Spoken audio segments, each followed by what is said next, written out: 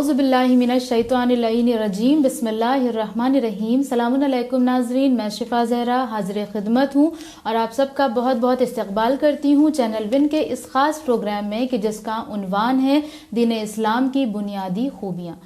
ناظرین محترم، اس پروگرام میں ہم مسلسل گفتگو کر رہے ہیں اسلام کی ان اہم خوبیوں کے بارے میں اور ان اہم پوائنٹ کے بارے میں کہ جن کا ذکر کرنا، جن کا جاننا، جس کو ڈسکس کرنا ہمارے اور آپ کے لیے بہت زیادہ ضروری ہے، کیونکہ یہی وہ ٹاپکس ہیں، یہی وہ سوالات ہیں کہ جن میں آج لوگ الجھے ہوئے ہیں۔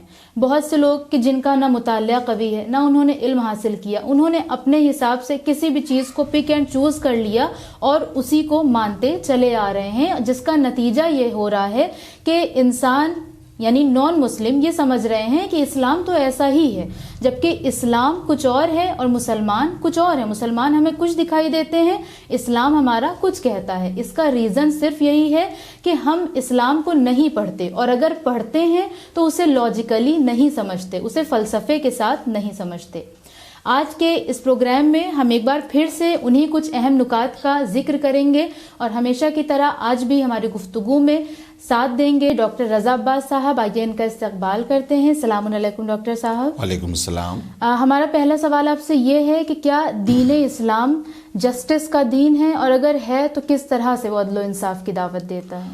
جی، جیسے کہ ہر مذہب میں کچھ خاص خوبیاں ہوتی ہیں جس کی طرف وہ بہت توجہ دیتا ہے۔ کہا جاتا ہے کہ مثلاً کوئی مذہب ہے جو اہنسا کو آگے بڑھاتا ہے، کوئی مذہب ہے جو لو اور محبت پہ بہت زیادہ زور دیتا ہے۔ اسی طرح سے دین اسلام کی بنیادی خصوصیت یہ ہے کہ یہ سب سے زیادہ جسٹس اور عدل کو اہمیت دیتا ہے۔ اور جسٹس کی جو ڈیفینیشن حکماء نے یہ دی ہے کہ ہر چیز کو اس کے مقام تک پہنچا دیا جائے، جو چیز جو مقام ڈیزرو کرتی ہے اس کو وہاں تک پہنچا دیا جائے۔ اور دین اسلام نے بہت زیادہ عدل کی طرف توجہ دلائی ہے، اور قرآن مجید میں ایک مقام کے اوپر تمام انبیاء کے آنے کا مقصد جو ہے وہ عدل اور جسٹس قرار دیا ہے۔ بسم اللہ الرحمن الرحیم۔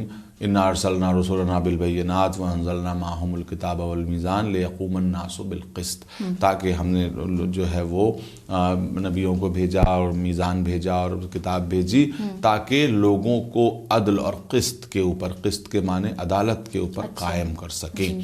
تو یہ بات بہت زیادہ اہم ہے، اور یہاں پہ عدالت سے مراد ہر چیز میں عدالت ہے، لیکن سب سے بڑی عدالت ہے سوشل جسٹس، یعنی انسان کو بحیثیت ایک سماجی پرانی کے، ایک سماجی جو ہے وہ موجود کے، اس کو عدل کے ساتھ ٹریٹ کیا جائے۔ اس کے اندر سب سے پہلی تو عدالت یہ ہے کہ اس کو تمام طرح کی اونچ نیچ سے اوپر سمجھا جائے۔ اسلام نے یہ نعرہ بلند کیا، بدقسمتی سے آج اس نعرے سے ہم بہت دور جا چکے ہیں، اور وہ نعرہ کیا تھا؟ وہ نعرہ یہ تھا کہ تم میں سے کسی کو کسی پر فضیلت حاصل نہیں ہے، اور اگر فضیلت ہے تو علم سے، کردار سے، عمل سے۔ ٹھیک ہے نا؟ بہت اچھی بات، یہ بہت بڑی۔ تو کس سوسائٹی میں؟ اس سوسائٹی اور اس دنیا میں جو اونچ نیچ سے بھری ہوئی تھی، چاہے وہ عرب سوسائٹی ہو چاہے دنیا کی سوسائٹی ہو، ہر جگہ کہیں آقا اور غلام، بھئی پورا عرب آقا اور غلام کی تفریق میں ڈوبا ہوا تھا، ہے نا؟ پورا عرب میں جو ہے وہ کچھ خاص قبیلے تھے جو سپیریورٹی رکھتے تھے اور باقی انفیریئر مانے جاتے تھے۔ تو اسلام نے یہ کیا، اور اسلام نے سوشل جسٹس کے لیے، غرباء کے حق کے لیے، عورتوں کے حقوق کے لیے، غلاموں کے حقوق کے لیے اپنی آواز بلند کی۔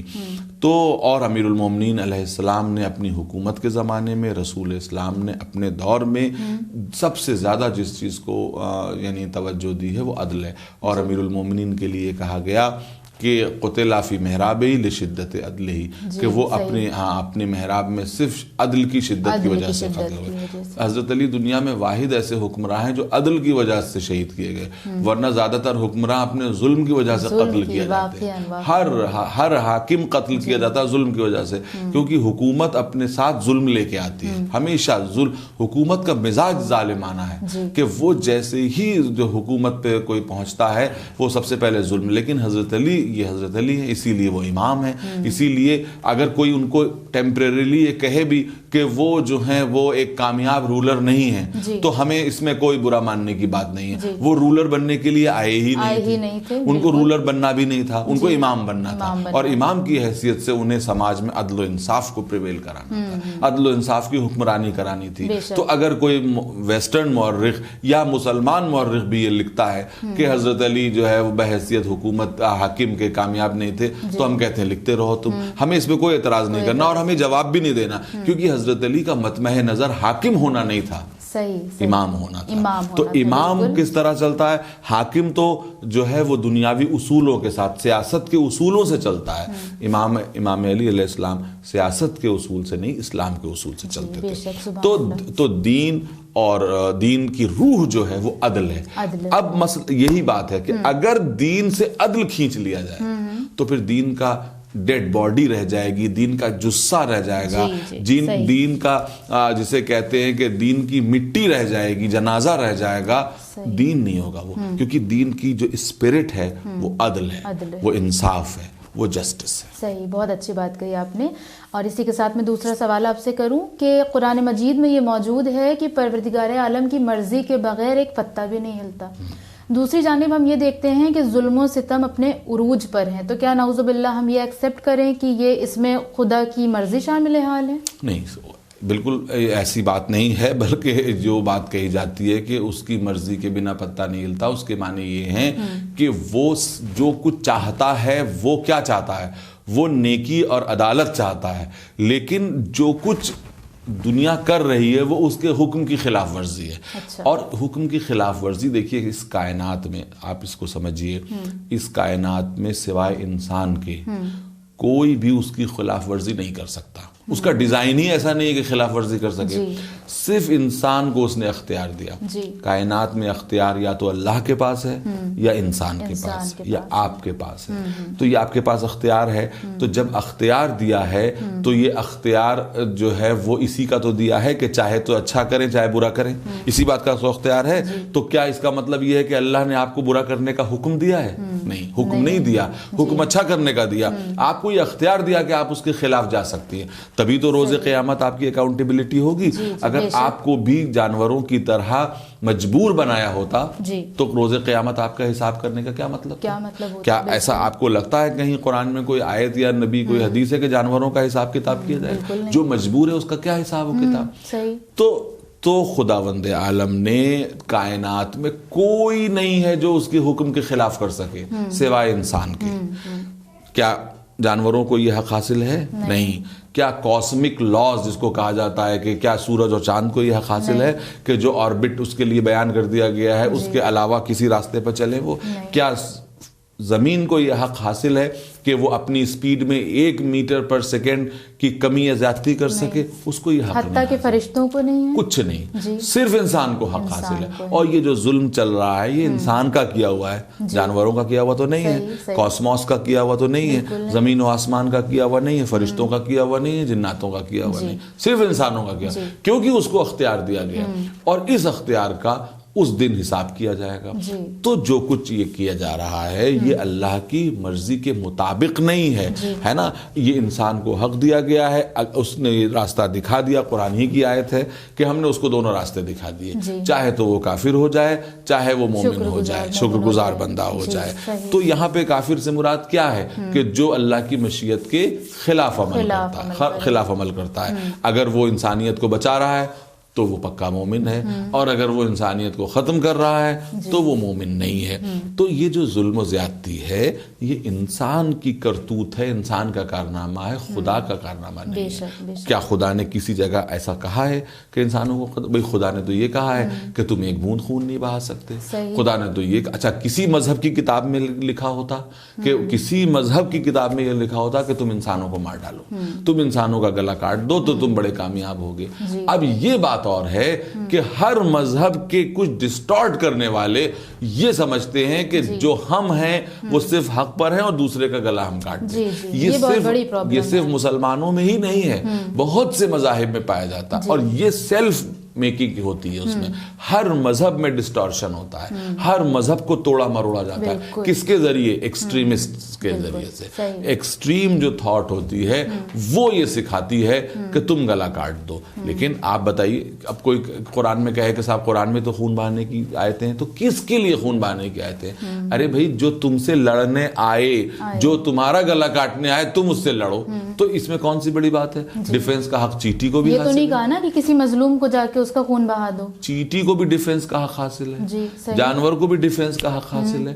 تو یہ جو کچھ ہو رہا ہے یہ اللہ کی مرضی سے نہیں ہو رہا ہے. ورنہ تو پھر ہم یہ بتائیے, اگر اسی کو بات کو مان لیا جائے تو روز قیامت انسان اللہ کے سامنے کھڑا ہو کے یہ نہیں کہے گا کہ سب کچھ تو تیرے ہی حکم سے ہوتا تھا تو مجھے سزا کاہے کو دے رہا ہے؟ تو اس نے خود کہا ہے کہ ہم سزا دیں گے, اس نے خود کہا ہے کہ ہم جزا دیں گے. تو سزا و جزا دینے کا معیار یہی تو ہے کہ وہ بہک گیا تھا, وہ اس نے اللہ کی حکم عدولی کی. تو جب حکم عدولی کرنے کا اختیار ہے اسی لیے وہ حکم عدولی کر رہا ہے. تو پتا کائنات میں پتا بھی نہیں ہلتا اس کی مرضی کے بنا. اس کے معنی یہ ہیں کہ کائنات میں حق نہیں ہے, کائنات کو حق نہیں ہے, کائنات میں یہ جرت نہیں ہے کہ وہ اس کے بنائے ہوئے قانون سے ذرا بھی ادھر سے ادھر ہو جائے. سوئی کی نوک کے برابر ادھر سے نہیں ہو سکتا.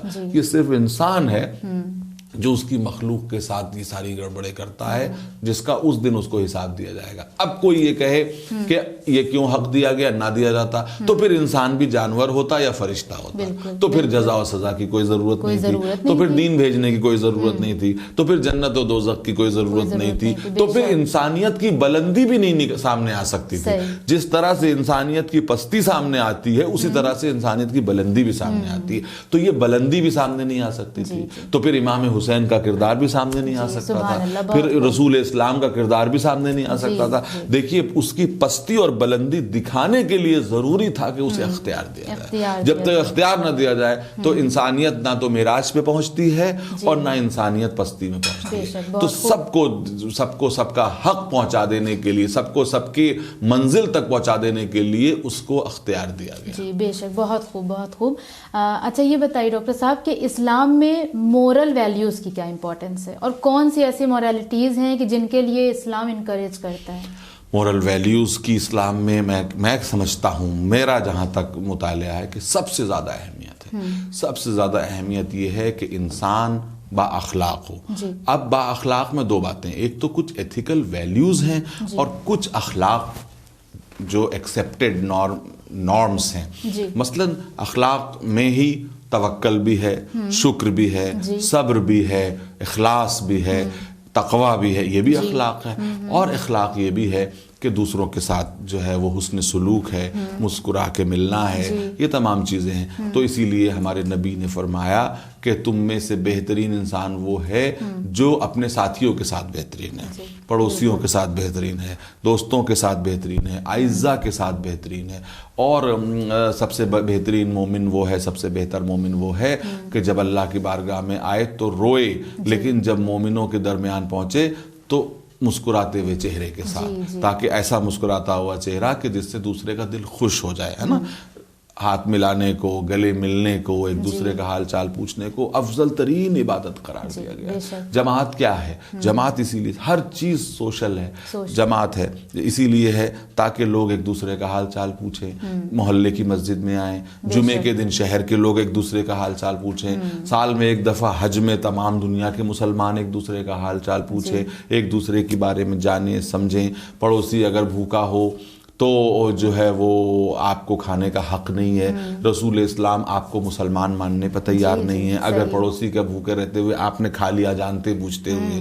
اتنا نازک مزاج ہے کہ اگر اپنے بچوں کو پھل کھلاؤ تو یتیم کے پڑوس میں رہو تو پھل کے چھلکے باہر نہ پھینکو, کہ بچہ یہ نہ سوچے کہ کاش کہ میرا باپ بھی ہوتا, میری ماں ہوتی تو وہ مجھے کھلاتی. اتنا نازک جو دین ہو کہ جو ایک بچے کے دل کی خبر بھی رکھتا ہو کہ چھلکا اگر تمہیں کھلانا ہی ہے اور اس کو نہیں کھلانا ہے تو چھلکوں کو دفن کر دو, تاکہ بچے کو نہ پتہ چلے کہ اس گھر کے بچوں نے کھایا ہے نا. تو اخلاق جو ہے اس کی اہمیت بہت زیادہ ہے. لیکن کچھ بلند ترین اخلاق ہے, جیسے مثلا توکل, سب سے بڑی چیز ہے کہ اللہ پہ بھروسہ رکھنا, ہے نا. پھر توکل کے ساتھ شکر, کہ ہر جو چیز اس کی طرف سے آ رہی ہے اس پر شکر کرنا. صبر, یعنی جو مصیبتیں آ رہی ہیں اس کے اوپر شکوہ نہ لانا, یہ سب اخلاق کی علامت ہے. اخلاص, جو کام وہ کرے وہ خلوص کے ساتھ کرے, اور خلوص کس کے لیے؟ اللہ کے لیے, ہے نا. قرآن کی آیت ہے ان صلاتی و نسکی و محیایا و مماتی للہ رب العالمین. ہماری نماز, ہماری قربانی, ہمارا جینا, ہمارا مرنا, یہ سب اللہ کے لیے. تو یہ مومن کا مطمع نظر ہونا چاہیے. اور اس کے ساتھ ساتھ ہر ایک کے حقوق کا خیال, بالکل تلوار کی دھار کی طرح ہے کہ ماں باپ کے حقوق پامال نہ ہو جائیں, بیوی بچوں کے حقوق پامال نہ ہو جائیں, اعزاء کے دوستوں کے حقوق پامال نہ ہو جائیں, پڑوسی کے حقوق پامال نہ ہو جائیں. اس کے ساتھ چلنا, آپ سوچیے کتنا زبردست ہے نا, کہ اگر شوہر ہے تو بیوی کے حق پامال نہ ہو جائے, بیوی ہے تو شوہر کا حق پامال نہ ہو جائے, اس کے بچوں کا حق پامال نہ ہو جائے, اعزاء اقربا کا حق, اور سب کے حق کو ادا کرتے ہوئے عبادت بھی کرتے ہوئے زندگی گزارے. تو یہ کتنا مشکل موقع ہے. اور یہ انسان کے لیے یہی وہ ہے جس پہ اللہ ہم کو ٹرین کرنا چاہتا ہے, یہی مڈل پاتھ ہے. دیکھیے اس کے مقابلے پہ کتنا آسان ہے کہ جنگل میں چلا جائے, کتنا آسان ہے, بہت آسان ہے, ایکسٹریم ہے. اور یہ بھی کتنا آسان ہے کہ بالکل آدم بیزار بن کے جو ہے وہ دنیا میں ڈوب جائے اور کسی کا کوئی حق ادا نہ کرے. اس کے مقابلے پہ یہ کتنا مشکل کام ہے کہ وہ بیچ کے راستے پہ چلے, دنیا بھی کمائے, سب کا حق بھی دے, اور اپنے آپ کو بھی اچھی طرح سے رکھے, ہے نا. تو یہ جو ہے, اور اسلام میں اخلاق کی سب سے زیادہ اہمیت ہے, سب سے زیادہ. دیکھیے آپ کا علم کتنا ہے یہ تو آپ سے بولنے کے بعد پتہ چلے گا, آپ سے جب واقفیت حاصل ہوگی. آپ کے پاس دولت کتنی ہے یہ تو جب آپ کے سے اور قربت بڑھے گی تب پتہ چلے گا آپ کتنی مالدار ہیں. لیکن آپ جو سب سے پہلا اثر کسی کے اوپر پڑتا ہے وہ آپ کے اخلاق کا. بے شک 2 منٹ میں جیسے آپ نے مسکرا کے کسی سے بات کی تو پتہ چلا کہ بھئی یہ تو بہت ہی پازیٹیو جو ہے وہ خوبیوں کا انسان معلوم ہوتا ہے نا. اب اس کے بعد پتہ چلے گا کہ آپ پی ایچ ڈی ہیں اور آپ نے یہ حاصل کیا ہے اور ڈاکٹریٹ اور اعزازی ڈگریاں حاصل کی ہیں اور آپ اتنے اونچے جو ہے وہ مقام کے اوپر ہیں اور آپ کے پاس دولت ہے. یہ سب تو بعد میں پتہ چلے گا. پہلا تعارف اخلاق کے ذریعے سے. جب ملو تو خوشی سے ملو, مسکرا کے ملو. کیا اس میں کوئی پیسہ خرچ ہوتا ہے؟ کسی سے مسکرا کے ملنے میں کوئی پیسہ خرچ ہوتا ہے؟ دین یہ کہتا ہے کہ مومن مومن سے ملے تو مسکرا کے ملے, ہے نا, اچھی طرح سے ملے تاکہ لوگوں کے اندر پازیٹیوٹی پیدا ہو. ٹھیک ہے. ہمارے نبی نے عمر بھر انہی باتوں کا رکھا, خیال رکھا اور دوسروں سے رکھوایا. بچوں سے ملو تو بچے بن جاؤ, بزرگوں سے ملو تو بزرگوں کا احترام کرو, ہے نا, دوستوں سے ملو تو بے تکلف ہو جاؤ, ہے نا. یہ تمام چیزیں ہمارے نبی کے لیے ملتا ہے کہ جب بچوں سے ملتے تھے تو بچوں کی طرح بیہیو کرتے تھے. کبھی کبھی بچوں کے ساتھ دوڑ لگا لیا کرتے تھے, بچوں کو گلے لگا لیا کرتے تھے, گود میں اٹھا لیتے تھے, بچوں سے پہلے سلام کر لیا کرتے تھے, ہے نا. تو آپ نے غور کیا کہ یہ کتنی بڑی بات ہے. جو قاب قوسین و ادنا کی معراج کر کے آیا ہو اور وہ اپنے نواسوں کو کہتا ہے کہ آؤ میری پشت پہ بیٹھ جاؤ, میں تمہارے لیے ناقہ بن جاتا ہوں, ہے نا. اور یہ نہیں تھا کہ رسول اسلام کا بس ساری محبتیں امام حسن امام حسین کے لیے تھیں, ایسا نہیں تھا. مدینے کے بہت سے بچے تھے جو یہ سمجھتے تھے کہ یہی ہم کو سب سے زیادہ پیار کرتے ہیں. بہت سے بچے تھے جن کو آپ گود میں لیا کرتے تھے, جن کو آپ پیار کیا کرتے تھے. یہ تو نواسے ہی تھے جن کو اپنا بیٹا ہی سمجھتے تھے, لیکن اور بہت سے بچے تھے. تو اس کا یہ مطلب ہے کہ آپ جو ہیں وہ ہر ایک سے اس کے معیار کے مطابق ملتے تھے, ہے نا. بالکل. جو بزرگ آتی تھی اس کے اس حساب سے کرتے تھے, دشمن آتا تھا اس سے اس حساب سے ملتے تھے, بچے آتے تھے تو اس حساب سے ملتے تھے. تو ایک انسان جو ہے اس کو ورسٹائل ہونا چاہیے, ہے نا. ہمارے نبی کی طرح اب میں کہوں تو کوئی کسی کی آنکھیں ہو جائیں, کیا نبی بن سکتے ہیں؟ ارے بھائی نبی کو کیا بنایا گیا ہے؟ ماڈل بنایا گیا ہے نا, نمونہ بنایا گیا ہے, اسی لیے کہ نبی کی طرح بننے کی کوشش کرو, نبی کے نقش قدم پہ قدم چل. تم نبی تھوڑی بن جاؤ گے, رسول نہیں بن جاؤ گے, لیکن نبی کی طرح بننے کی کوشش کرو. ان کے اخلاق, اگر باپ بنو تو اپنی بیٹی کو شدت سے چاہو. پھر اس میں یہ نہیں ہے کہ اس میں جو ہے وہ ہاں بالکل, تو بیٹی جیسے نبی نے اپنی بیٹی کو چاہا ویسے تم چاہو, ایک آئیڈیل باپ بنو. اگر شوہر بنو تو نبی کوئی تاریخ نہیں بتا سکتی کہ نبی نے اپنی بیویوں میں سے کبھی کسی کے لیے کوئی برا لفظ نکالا ہو اپنی زبان پہ, ہے نا. جبکہ جو ہے وہ تاریخ میں ملتا ہے کہ کبھی کبھی ان کو بیویوں کی طرف سے گویا کہ رنجیدگی بھی ہوتی تھی, رنج بھی پہنچتا, اذیت پہنچتی تھی, لیکن پھر بھی آپ نے ان چیزوں کو کیا تاکہ ہمیں بتایا جا سکے کہ بھائی اگر بیوی کی طرف سے رنج بھی پہنچتا ہے تو تم اس کو برداشت کرو. کیونکہ یہ وہ رسول تھے جنہوں نے کیا فرمایا کہ انی بعثت لاتمم مکارم الاخلاق. یہ رسول کا مقصد ہی یہی تھا. میں اسی لیے مبعوث کیا گیا ہوں تاکہ مکارم اخلاق کو اس کی آخری منزل تک پہنچاؤں. ڈاکٹر صاحب آخر میں بس اتنا چاہوں گی کہ آپ ایک مختصر سا پیغام ہمارے ناظرین کو دیں تاکہ جو ان کے لیے کافی یوزفل ہو. تو بس میں بھی آخر میں یہی پیغام دینا چاہوں گا جو اللہ کا ہی پیغام ہے کہ پہلی بات تو یہی ہے کہ اس پروگرام کا جو جسٹ ہے اور جو نچوڑ ہے اور جو ایسنس ہے وہ یہ ہے کہ دین جو ہے وہ راہ اعتدال کا نام ہے. تو ہم ہر چیز میں اعتدال کی طرف جائیں. دوسری بات کسی بھی چیز کو رسم کے طور پہ نہیں اس کی روح کے ساتھ انجام دیں. اگر ہم نے عبادتوں کو رسم بنا دیا تو سمجھ لیجئے ہم نے اپنی عبادتوں کو ضائع کر دیا واقعا. تو رسم کے ساتھ روح کا خیال رکھیں, راہ اعتدال پر چلیں, اور جو اخلاق اور جو چیزیں مکارم اخلاق قرآن ہمارے اندر پیدا کرنا چاہتا ہے, اس کے نبی ہمارے اندر پیدا کرنا چاہتے ہیں, اللہ کے نبی ہمارے اندر پیدا کرنا چاہتے ہیں, ان کی طرف ہم توجہ دیں اور ایک اچھے انسان بننے کی کوشش کریں. دیکھیے شریعت کا مقصد ہے کہ شریعت کے صرف دو مقصد ہیں, ایک آپ کو اللہ تک پہنچا دے اور دوسرے آپ کو اچھا انسان بنا دے. بس یہ دو مقصد ہیں شریعت کے, صرف دو مقصدوں کے علاوہ تیسرا کوئی مقصد نہیں ہے کہ آپ کو اللہ تک پہنچا دے, اللہ کی معرفت کرا دے اور ایک اچھا انسان بنا دے. ہے نا, پوری شریعت کا یہ مقصد ہے, نماز کا یہ مقصد ہے, روزے کا یہ مقصد ہے, حج کا یہ مقصد ہے, آپ کو اچھا انسان بنا. دوسرا یہ کہے کہ یہ اچھا انسان ہے, دوسرا یہ کہے کہ یہ ہی از اے گڈ ہیومن بینگ. تو ہیومن بینگ بننے کی کوشش کیجئے, راہ اعتدال پہ چلیے اخلاق کے ساتھ, اور عبادتیں کم کیجئے مگر خلوص کے ساتھ کیجئے, کم کیجئے مگر اسپرٹ کے ساتھ کیجئے. کوئی بھی چیز ہو صرف رسم نہ بنائیے, عزاداری کو رسم نہ بنائیے, نظر نیاز کو صرف رسم نہ بنائیے, نمازوں کو صرف رسم نہ بنائیے, بلکہ ہر چیز کو اس کی اسپرٹ کے ساتھ انجام دیجئے. عمل قلیل ہوگا اللہ قبول کرے گا, لیکن عمل کثیر ہوگا اسپرٹ کے بنا, خلوص کے بنا, وہ اللہ کی بارگاہ میں قابل قبول نہیں ہے. جی بہت بہت شکریہ ڈاکٹر صاحب, آپ نے بہت اچھا اس پروگرام کا جو ایک اسپرٹ ہے وہ آپ نے اس میں ڈالا. تو ناظرین محترم, جو سب سے بڑا فلا ہے وہ یہی کہ آج ہم دوسروں کو بہت جلدی جج کرتے ہیں, خود کو جج نہیں کرتے ہیں, اور اسی وجہ سے شاید ہمارے اخلاقیات میں کمی آ رہی ہے. خداوند عالم خود فرما رہا ہے کہ قو انفسکم و اہلیکم نارا, خود کو بچاؤ اور اپنے گھر والوں کو آگ سے بچاؤ. لہٰذا ہمارا کام یہی ہونا چاہیے کہ اپنے اخلاق کو درست کریں, اور جن کا اخلاق ہمارے ساتھ اچھا نہیں ہے ان کے ساتھ بھی اپنے اخلاق کو اچھا کرنے کی کوشش کریں.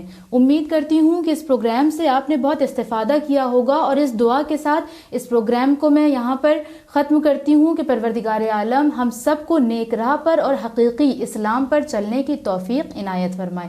آپ سے پھر ملاقات ہوگی ہمارے ایک اور نئے پروگرام میں. بنے رہیں چینل ون کے ساتھ. والسلام علیکم ورحمۃ اللہ وبرکاتہ.